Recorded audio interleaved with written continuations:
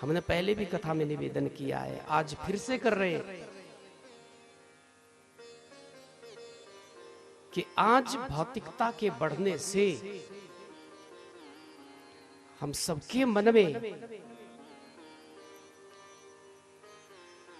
कथा के विषय में विचार भी बदल रहा है।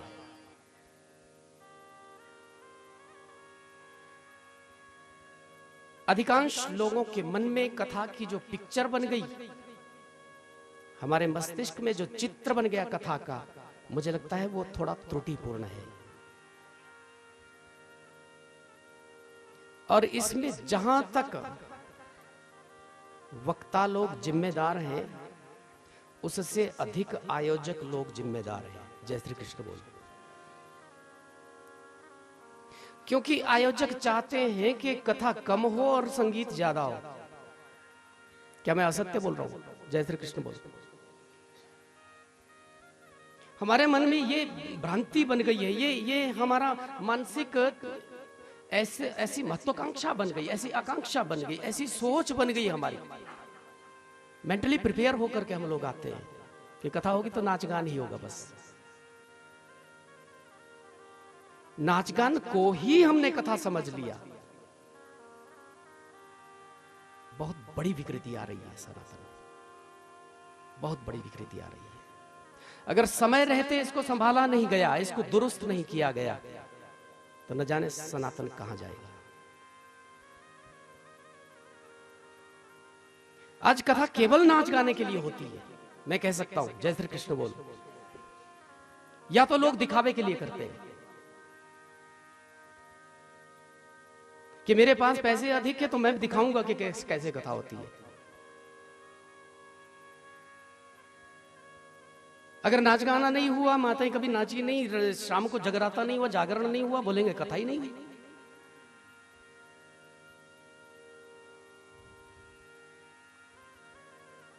मुझे कहने की आवश्यकता है, कहने दीजिए मुझे। ये पवित्र व्यास मंच है, ये सनातन का उत्कृष्टतम एक पद है। व्यास होना कोई छोटी बात नहीं है। और कोई स्वयं ही व्यास बन जाए, स्वयंभू नरेश बन जाए, तो उसका कहना ही क्या। जय श्री कृष्ण बोल। अधिकांश तो ऐसे आपको मिलेंगे। आज तो परिस्थिति ऐसी बन गई कि एक पत्थर को पलटिए तो 10 व्यास निकलते हैं। यहां तक समस्या खड़ी हो गई कि कर्मकांडी पुरोहित नहीं मिल रहे, क्योंकि व्यास ही हो गए सब। कोई व्यास से कम बनना ही नहीं चाहता है।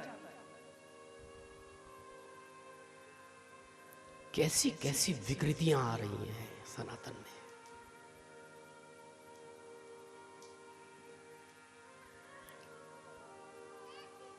हमने तो कई ऐसे ऐसे दृश्य भी देख लिए कि लोग व्यास मंच पर खड़े होकर के ही नाचने लग जाते हैं। ऐसे ऐसे दृश्य भी देख लिए।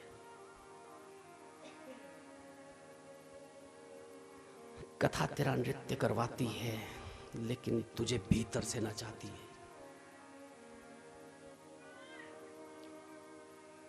कथा ने अगर तुझे झंझोड़ करके नहीं रख दिया, अगर 7 दिन तक इतना भी मंथन नहीं हो सका कि तेरी आत्मा को झकझोर करके रख दे, तुझे हिला करके रख दे, तो कथा ही क्या है। मैंने पहले भी निवेदन किया था, कथा केवल शांति प्रदान नहीं करती है, कथा तेरे भीतर तड़प उत्पन्न करती है। उस कथा में जाना ही नहीं जहां शांति मिल जाए। वास्तविक कथा तो वो है जो कृष्ण मिलन की प्यास तेरे भीतर और जगा दे। तो पूर्णता नहीं है आज, पूर्णाहुति नहीं है आज, समाप्ति नहीं है आज, शुरुआत है। ये शुभारंभ है आज। अगर 6 दिन तक किसी ने कथा सुनी होगी नियम से, आज से उसका जीवन बदलेगा, निश्चित रूप से बदलेगा। यह श्रीमद् भागवत की सामर्थ्य है, मेरी सामर्थ्य नहीं है। क्योंकि यहां व्यास मंच से जो भी शब्द निकलते हैं बड़ी विनम्रता के साथ कहना चाहता हूं, वो मेरे शब्द नहीं है। इसलिए अभिमानवश होकर के अगर मैं कहूं कि मैं बड़ा विद्वान हूं, कि मैंने जो कहा है वो करो, बिल्कुल मत कर रहा। जीव का जब जन्म होता है एक भी शब्द उसको नहीं आता है, एक शब्द नहीं बोल सकता है। जो कुछ मिला है यही मिला है। ये संतों के संस्कार हैं, ये गुरुओं के संस्कार हैं, ये विचारकों के संस्कार हैं जो हमें मिले जीवन में। हमने केवल वितरित किया है उसको, केवल बांटा है उसको। प्रसाद बांटने वाला भी बड़भागी होता है, पाने वाला तो होता ही है। जो प्रसाद पा रहा है प्रभु का वो तो बड़भागी है। ये बांटने वाला भी बड़भागी है। बांटने वाले के पास अपने लिए कुछ रहे ना रहे, लेकिन सबको मिलना चाहिए, ये इच्छा रहती है।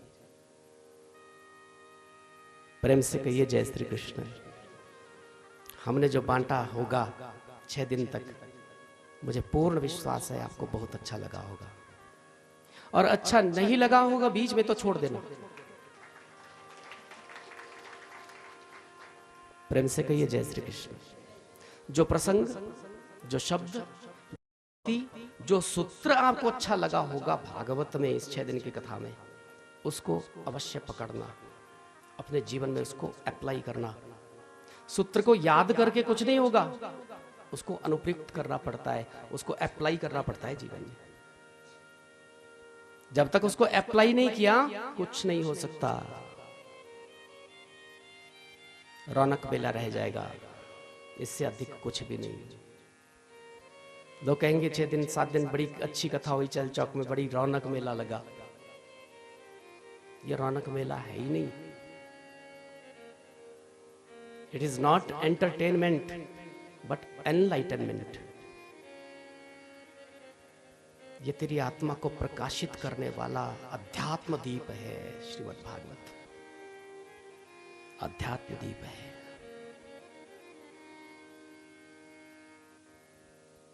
परम पावनी ये दिव्य सरिता है श्रीमद् भागवत। क्या कहूं मैं इसके विषय में। किम श्रुतैर बहुशास्त्रैः पुराणैश्च भ्रमावहि एकम भागवतम शास्त्रम मुक्ति दानेन गर्जति। व्यास जी कह रहे ज्यादा शास्त्रों में उलझने की जरूरत ही नहीं है, ज्यादा क्रिया में उलझने की जरूरत नहीं है, कोई आवश्यकता नहीं है ज्यादा उलझने की। जितना उलझोगे उतना उलझे रहोगे। सीधे सीधे चलिए, ठाकुर जी से प्रेम करिए। भगवान से प्रेम हो जाए तो कुछ करने की जरूरत नहीं रहती जीवन में। वो स्वयं करते सब कुछ।